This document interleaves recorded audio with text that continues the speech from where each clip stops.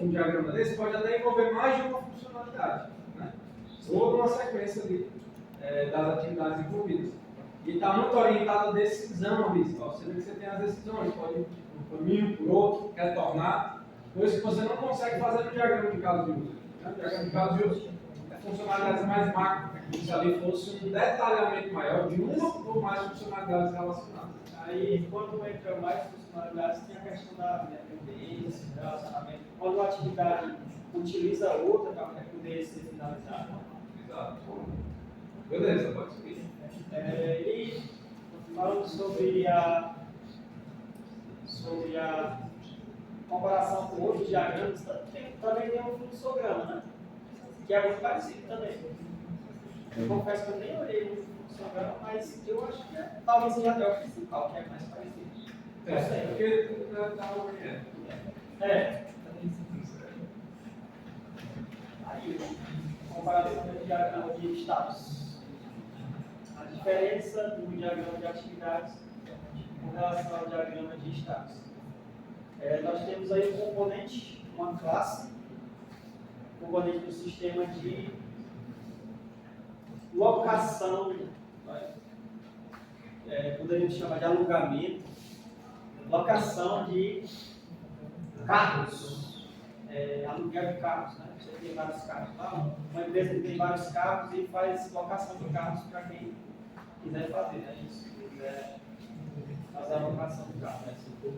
E aí essa classe de locação, ela pode estar em vários estados. Ela pode estar com locação em aberto, quando alguém está com o carro alocado. Ela pode estar com a locação atrasada, quando o pagamento da locação não foi feito. Locação atrasada, locação em aberto.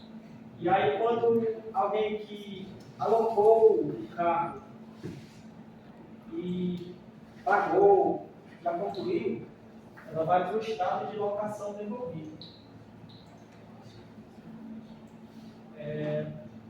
E aí, como é que vai de um estado para o outro? Quando a operação está realizada.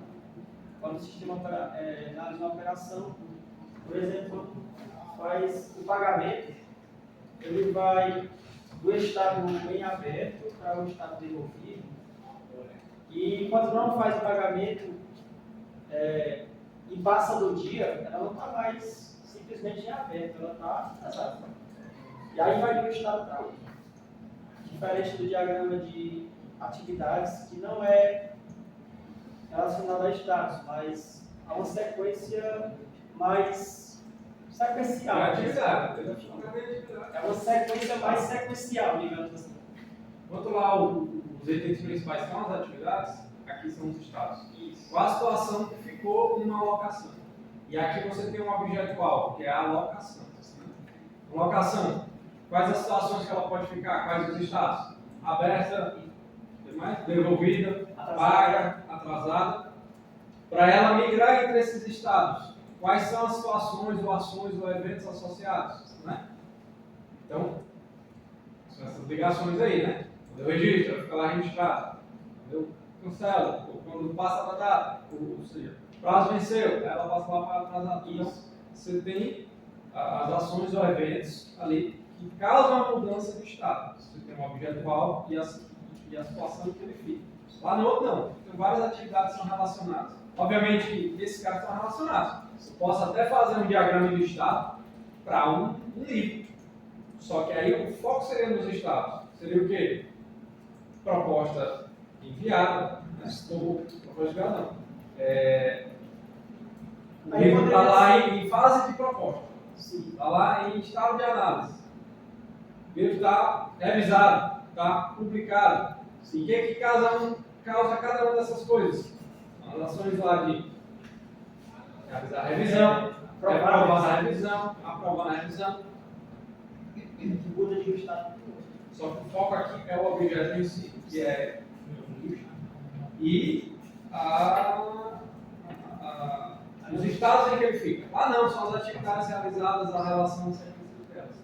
E lá mais comum ter o foco lá na decisão, embora aqui também tem os possíveis caminhos.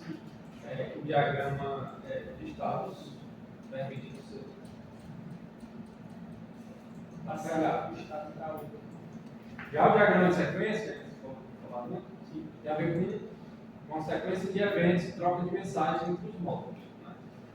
Então, são diagramas que se misturam um pouco, mas ali geralmente está relacionado à chamada de API ou troca de mensagens entre objetos. Né? Para você saber a sequência que o dado vai é processado, volta, vai e volta. Então, não necessariamente você está mudando, está orientado a esses estados, mas você quer saber a sequência da coisa. Geralmente tem uma ordem cronológica, né?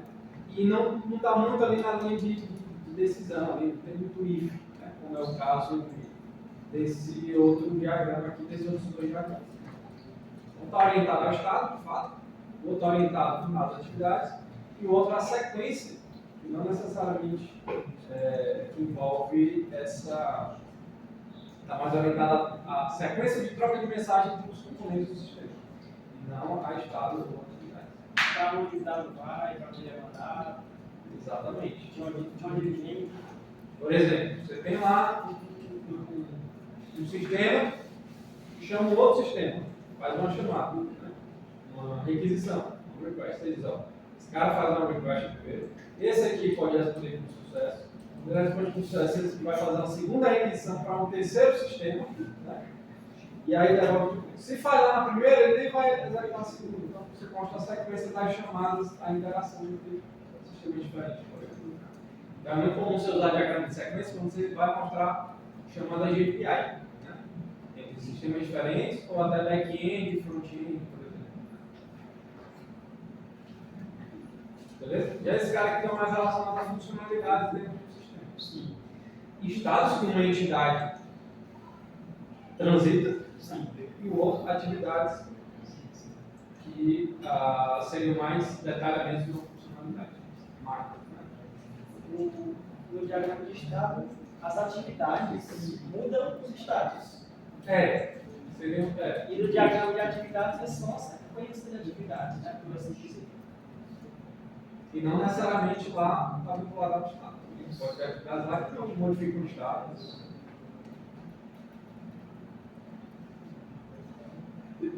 Obrigado pela atenção, eu agradeço a todos. Espero que vocês tenham entendido um pouco do fluxo de atividades, do diagrama de atividades. Tá, eu vou botar aqui para o